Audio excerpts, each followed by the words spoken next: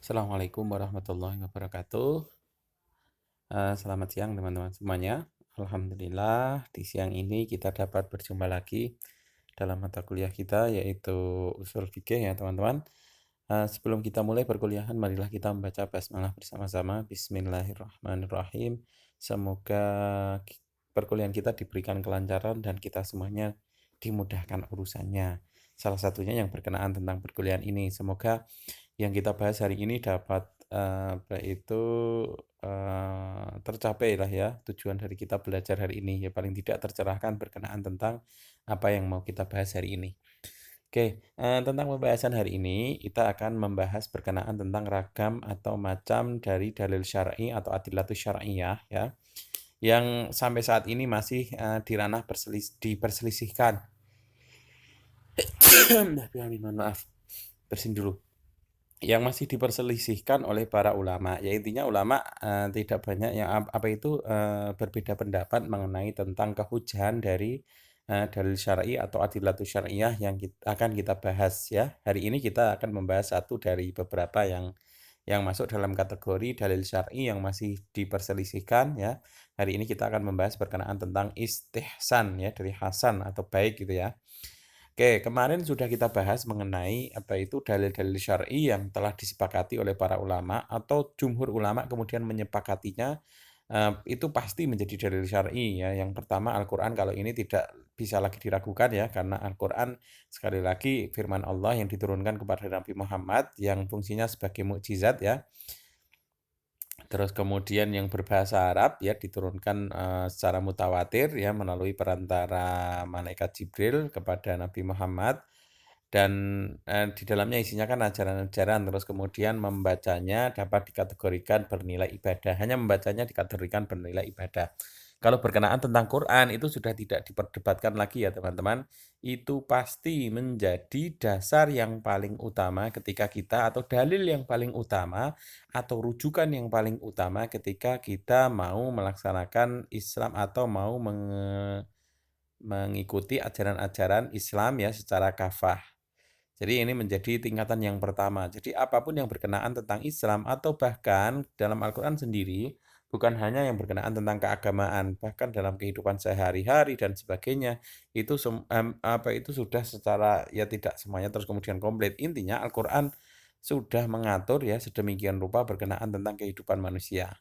Nah, makanya kemudian Al-Quran dapat dikatakan sebagai mukjizat yang paling agung daripada mukjizat-mukjizat lain yang diberikan kepada para nabi sebelum Nabi Muhammad SAW. Itu ya, makanya dalam Al-Quran dapat dikatakan pula Al-Quran ada kitab sejarahnya, perekonomiannya ada, apa itu kemasyarakatan ada, politik ada, terus sosial ada, kebudayaan ada. Jadi hampir secara semuanya komplit sudah dibahas dalam Al-Quran. Kabar mengenai umat terdahulu ada, kabar mengenai apa itu masa yang akan datang juga ada, kabar mengenai makhluk gaib ada ya, apalagi makhluk yang tidak gaib itu juga ada dalam Al-Quran. Ya karena memang ini mukjizat Nabi Muhammad, maka dapat dikatakan ya sudah, ini pasti menjadi dalil atau dasar hukum kita ya ketika beragama Islam itu. Terus kemudian setelah itu adalah hadis ya. Hadis sendiri itu adalah perkataan, perbuatan dan ketetapan dari Nabi Muhammad SAW. Karena posisinya Nabi adalah penyampai ya. Nabi kan memiliki posisi, kalau Nabi Muhammad kan memiliki posisi lain yaitu Rasul ya. Jadi otomatis kalau perbedaan Nabi dan Rasul, saya yakin sampean sudah paham ya. Nabi itu mendapatkan apa itu ditunjuk sebagai Allah menjadi nabi dan tidak punya kewajiban untuk menyampaikan ajaran-ajaran yang diberikan kepadanya ya. Tapi kalau Rasul ini berbeda. Rasul namanya Rasul kan utusan, makanya ajaran-ajaran yang diberikan kepadanya itu wajib untuk disampaikan kepada umat yang memang ditunjuk oleh Allah. Maksudnya nabi terkait itu diturunkan di mana ya. Kalau Nabi Muhammad itu kan ditunjuk untuk menyelamatkan seluruh umat manusia pada zamannya dan pada masa setelahnya. Makanya ajaran Islam tidak akan expired sampai nanti yaumul akhir kan, seperti itu. Karena sudah menjadi nabi paling akhir, tidak ada nabi lagi setelah Nabi Muhammad. Gitu. Cuman dalam hadis, karena hadis sendiri ya tradisinya seperti kemarin kita bahas dalam sejarah perkembangan hadis sendiri ya teman-teman. Di masa Nabi Muhammad sempat dilarang penulisannya, kemudian pada masa akhirnya kemudian diperbolehkan. Nah, terus kemudian penulisannya juga tidak semasif penulisan Al-Qur'an karena sekali lagi inna nahnu nazzalna dzikra wa inna lahu lahafidun. Nah, Nabi ingin melestarikan itu bahwa inna nahnu nazzalna dzikra wa inna lahu lahafidun. Adzikr atau Al-Qur'an itu ya memang benar-benar diturunkan oleh Allah ya. Wa innalahu lahafidun dan keadaannya pasti akan terjaga sampai yaumul akhir. Tidak akan ada yang namanya tahrif ya maupun tashif atau tashif ya atau tasif ya. Tidak akan ada pengurangan maupun penambahan dalam ayat-ayat Al-Qur'an, tidak akan ada perubahan dalam penulisan ayat-ayat Al-Qur'an di situ. Nah, ini berbeda dengan hadis. Kemarin sudah kita bahas, dalam hadis pada perkembangannya nanti kemudian muncul hadis-hadis yang setelah diperiksa ya dapat dikatakan hadis palsu dan sebagainya.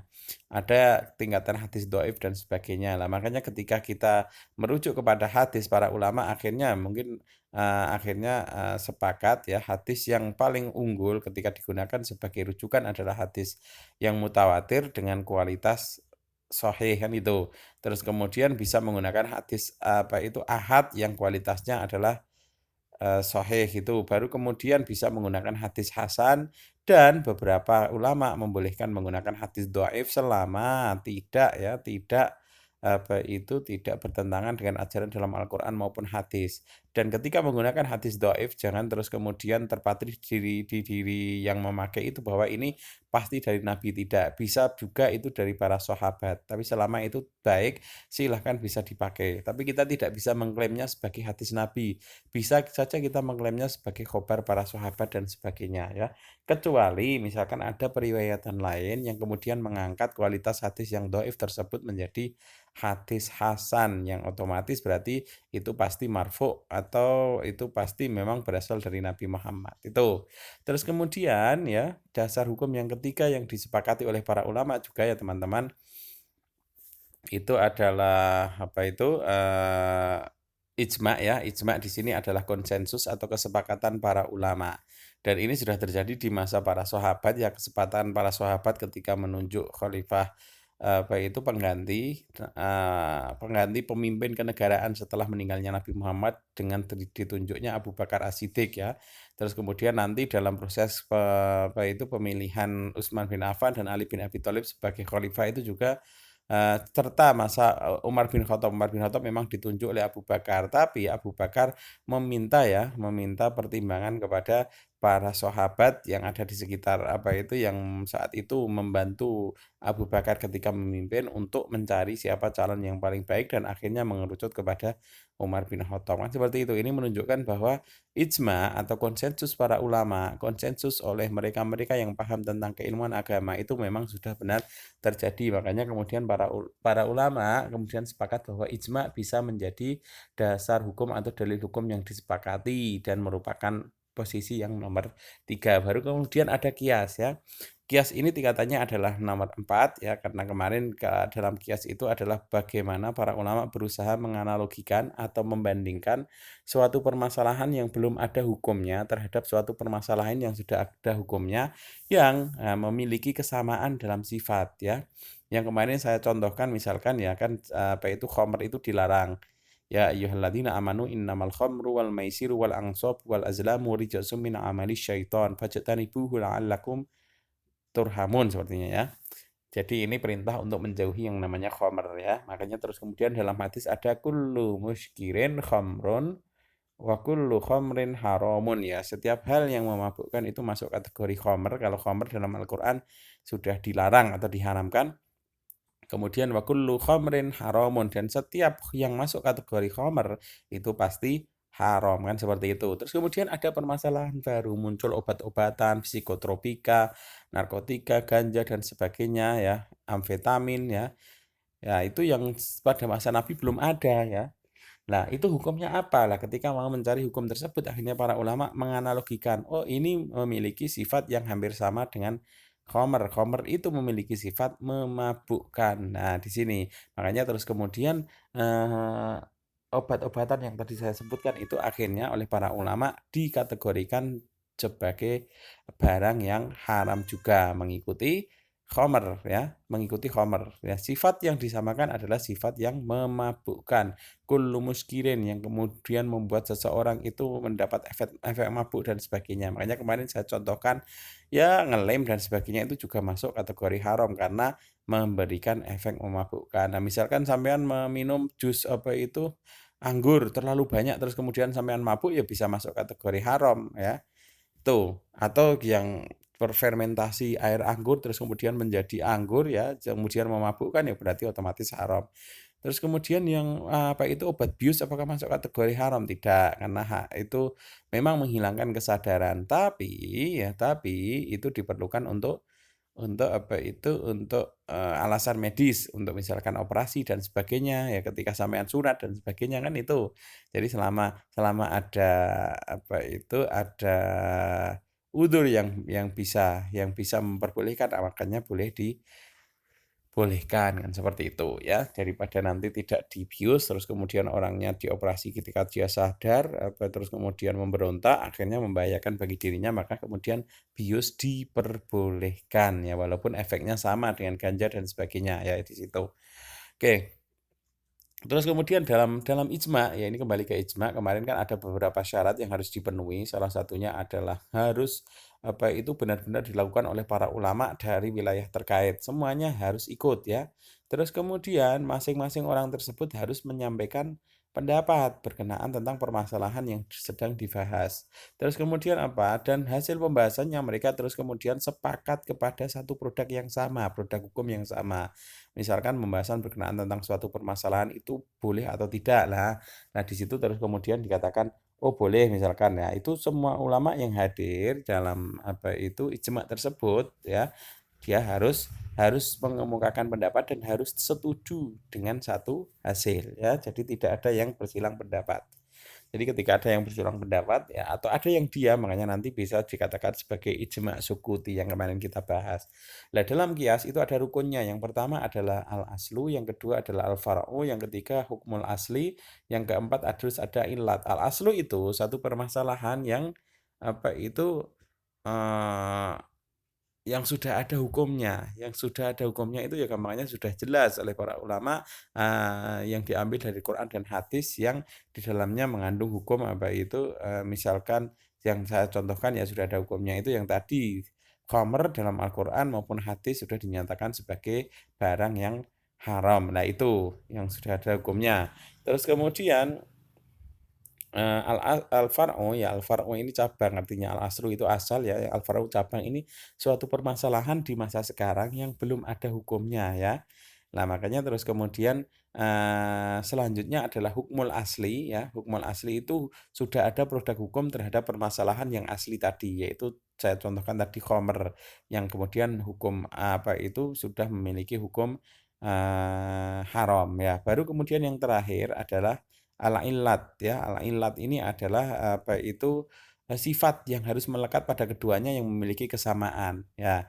Kalau tadi yang saya contohkan sifatnya adalah sama-sama memabukkan ya berarti otomatis otomatis ini berarti otomatis sama-sama diharamkan. Contoh lain kias ya, contoh lain kias ini. Misalkan ini kan harus ada 4 rukun ya. Yang rukun yang pertama misalkan adalah jual beli yang diharamkan atau yang wajib ditinggalkan ketika sudah masuk waktu sholat Jumat ya. Ayatnya ini, ya ayyuhalladzina amanu idza nudiya ila sholati min yaumil jumu'ati fas'au ila dzikrillahi wa dzarul bai', kan itu ya. Ketika sudah terdengar ya, Dzanu dialis sholati ya fas'au ya ini ketika sudah terdengar adzan panggilan Jumat, salat Jumat, maka persegala fas'au ila dzikrillah wa dzarul bai', maka diharamkan atau dilarang untuk disarankan untuk meninggalkan jual beli di situ ya. Lah ini ada asalnya. Terus kemudian misalkan far'unya ini ada permasalahan ini. Ini misalkan ada eh, sewa menyewa, terus kemudian pinjam meminjam, terus kemudian gadai dan sebagainya. Nah, itu hukumnya apa ketika sudah masuk waktu sholat Jumat? Nah, itu hukumnya apa? Karena tidak dijelaskan secara rinci di Al-Quran maupun hadis. Makanya kemudian ada hukumul asli. Hukum aslinya adalah dalam jual beli harus ditinggalkan ketika sudah masuk sholat Jumat. Nah, di sini ilatnya, dicari ilat kesamaannya adalah sama-sama muamalah ini, sama-sama kegiatan muamalah ya. Yaitu jual beli disamakan dengan sewa menyewa, pinjam meminjam, terus kemudian apa tadi? Gadai ya, pegadaian ya itu terus kemudian memiliki sifat sama yaitu muamalah manusia. Makanya ketika sudah sholat Jumat ya karena sifatnya sama berarti otomatis ini disamakan dengan jual beli. Ya, makanya ketika sudah terdengar adzan sholat Jumat makanya harus ditinggalkan sama berarti simpan menyimpan, terus kemudian pinjam meminjam, terus kemudian sewa menyewa dan apa itu permasalahan yang hampir sama dengan itu maka harus ditinggalkan ketika sudah mendengar panggilan sholat Jumat. Itu ya teman-teman berkenaan tentang ijma dan qiyas. Quran, hadis, ijma dan qiyas. Sekarang coba kita bahas berkenaan tentang istihsan. Ini sudah berapa menit ini? Waduh, sudah 15 menit lebih. Oke, yang kita bahas sebenarnya banyak ketika membahas berkenaan tentang dalil-dalil yang tidak disepakati atau belum disepakati. Nah, kalau yang disepakati tadi sudah saya jelaskan, yang tidak disepakati atau yang masih ada di ranah perselisihan para ulama, perselisihan dalam artian positif ya. Yang pertama ada al-istihsan, yang kemudian maslahah mursalah, kemudian istishab, kemudian auraf ya atau adat ya, kemudian madhab sahabi dan wasyar'u mangqabalana ini. Madhab sahabi itu madhabnya para sahabat, kemudian syar'u mangqabalana, sesuatu yang disyariahkan oleh orang-orang sebelum kita. Nah itu. Nah hari ini kita akan membahas khusus berkenaan tentang istihsan. Oke. Sekarang istihsan itu takrifnya apa? Kalau secara bahasaan fil lughah yaitu itu syai' husnan atau menganggap baik terhadap sesuatu. Dari hasan tadi kan ya, menganggap sesuatu itu baik. Dalam apa itu istilah indal usuliyin ya, secara istilah itu berpindahnya atau berpalingnya seorang mustahid dari tuntutan kias yang jali atau nyata kepada tuntutan kias yang khafi atau samar. Atau dia berpaling dari hukum kulli yang masih umum kepada hukum yang istisnai karena terdapat dalil yang mementingkan atau yang mengharuskan terjadinya perpindahan tersebut. Ini nanti bisa dipahami ya. Jadi seorang apa itu gampangannya mencari mana yang lebih baik diaplikasikan gitu. Ya. Jadi istihsan itu mencari mana yang baik atau menganggap baik terhadap sesuatu. Tapi dalam prakteknya ini adalah dalil yang dimana terus kemudian para ulama berpaling dari apa itu tuntutan kias yang jali kepada tuntutan kias yang khafi atau samar ya, atau dari yang hukum kulli yang sifatnya umum kepada hukum yang istisnai di sini. Sekarang adapun menurut istilah ya, istihsan memiliki banyak definisi kalangan ulama usul fikih. Di antaranya yang pertama, mengeluarkan hukum suatu masalah dari hukum masalah-masalah yang serupa dengannya kepada hukum lain karena didasarkan hal lain yang lebih kuat dalam pandangan mustahid. Kemudian yang kedua, dalil yang terbetik dalam diri seorang mustahid namun tidak dapat diungkapkan dengan kata-kata. Yang ketiga, meninggalkan apa yang menjadi konsekuensi kias tertentu menuju kias yang lebih kuat atau yang sebenarnya lebih pas digunakan, yang lebih aplikatif. Yang keempat, mengamalkan dalil yang paling kuat di antara dua dalil di situ. Jadi bisa saja itu sebenarnya memiliki dua produk, tapi terus kemudian berusaha mencari mana apa itu sudut pandang yang lain itu. Dari definisi-definisi yang tadi saya baca, kita dapat melihat bahwa inti dari istihsan adalah ketika seorang mujtahid ini lebih cenderung dan memilih hukum tertentu dan meninggalkan hukum yang lain disebabkan suatu hal yang dalam pandangannya lebih menguatkan hukum kedua dari hukum yang pertama. Intinya tadi mencari mana yang lebih baik, mana yang lebih aplikatif digunakan di masyarakat itu. Jadi tidak terus kemudian melulu apa itu ngotot dengan apa itu hukum yang jelas tanpa pertimbangan apa itu pertimbangan kemaslahatan bagi yang lain. Itu. Sekarang contohnya. Contoh yang pertama adalah berpalingnya apa itu berpalingnya para mustahid dari kias yang jali kepada kias yang khofi, kepada kias yang samar ya. Ini contohnya dalam apa itu wakaf, wakaf tanah apa itu tanah sawah misalkan ya, wakaf tanah sawah ya. Itu hukumnya apa ya? Hukumnya apa ketika misalkan wakaf tanah sawah itu apakah harus jelas ijab kabulnya seperti itu? Misalkan nanti di sawah tersebut ada sumur, terus kemudian ada jalan dan sebagainya. Apakah ketika diwakafkan berarti otomatis otomatis, itu sumur, terus kemudian pemanfaatannya sebagai sawah, terus kemudian air itu ketika digunakan, terus kemudian misalkan ada setapak jalan, apakah itu juga masuk dalam kategori yang diwakafkan? Nah, ini muncul, kalau menggunakan kias yang jali atau yang nyata, berarti otomatis ketika pemberian wakaf ini maka harus jelas akadnya ya. Misalkan akad saya berikan tanah sebidang tanah ini untuk wakaf saya, terus kemudian komplit dengan sumur yang ada di dalamnya dan boleh dimanfaatkan, komplit dengan jalan yang melewati wilayah tersebut boleh dimanfaatkan oleh yang saya beri wakaf seperti itu misalkan. Nah, ini kan mengikuti pola jual beli teman-teman ya, mengikuti pola jual beli. Tapi ketika, menggunakan hal yang seperti ini nanti ketika akad, ya gampangannya akan lebih repot. Makanya kemudian para ulama akhirnya menganalogikan, mengkiaskan ya, mengkiaskan sewa tanah ya, tanah pertanian ini dengan sewa menyewa ya. Ketika seseorang menyewa sebuah tanah atau menyewa suatu alat, kendaraan dan sebagainya, yang dicari adalah kemanfaatannya, gitu teman-teman ya. Yang dicari adalah kemanfaatannya. Makanya ketika gampangannya kita diberi wakaf tanah misalkan, ketika ada sumur di situ ya, ketika ada jalan di situ ya berarti otomatis itu sudah masuk kategori masuk di satu paket yang tadi yaitu paket yang diwakafkan. Jadi tidak perlu terus kemudian secara jelas dalam akadnya ya dengan bersamaan dengan sumur dan sebagainya. Itu contoh contoh dari berpalingnya seorang ulama dari kias yang jali yang nyata tadi yang otomatis disamakan dengan jual beli terus kemudian menuju kias yang khafi, mencari kias yang khafi. Itu ya teman-teman. Terus kemudian contoh lain teman-teman ya, contoh lain ini eh, contoh yang untuk yang kedua ini ketika berpalingnya seorang mujtahid dari atau beberapa mujtahid dari kias yang dari hukum kulli ya. Hukum kulli itu hukum yang menyeluruh, hukum yang kemudian menyakup secara umum terus kemudian akhirnya berpaling kepada hal yang istisnai. Hukum yang istisnai itu hukum pengecualian. Contohnya ya, barang yang misalkan ada air di dalam sebuah bejana yang diminum oleh hewan buas atau hewan yang diharamkan untuk dimakan itu kan masuk kategori najis dan tidak boleh digunakan. Nah, itu kan dasar dalam Al-Quran maupun hadis. Kalau menggunakan hukum kuli berarti otomatis airnya tidak bisa digunakan apa-apa, najis.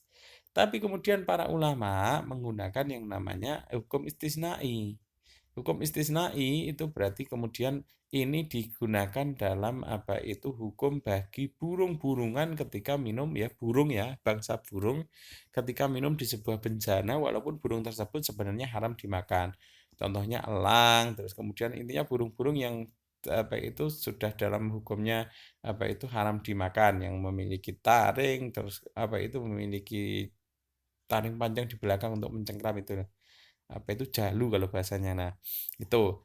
Nah, terus hukumnya seperti apa ya? Hukumnya seperti apa bagi bagi burung-burung seperti ini? Nah, makanya terus kemudian para ulama atau mustahid kemudian berpaling dari hukum yang kuli kepada hukum yang istisnai. Nah, burung ini terus kemudian oleh para mustahid diartikan ya ketika mereka minum di sebuah bejana yang berisi air, airnya tidak otomatis najis karena mereka minum dengan paruh tidak dengan sebagaimana hewan lain misalkan singa terus kemudian harimau misalkan hiena dan sebagainya ya terus ketika minum dia menjulurkan lidah kemudian bercampur air liurnya di situ.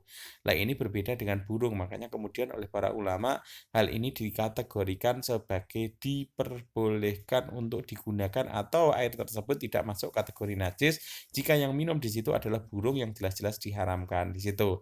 Jadi ini contoh berpalingnya ulama gampangannya mencari mana yang lebih baik yang lebih aplikatif agar tidak terjadi yang namanya perdebatan ya gampangnya seperti itu ya teman-teman.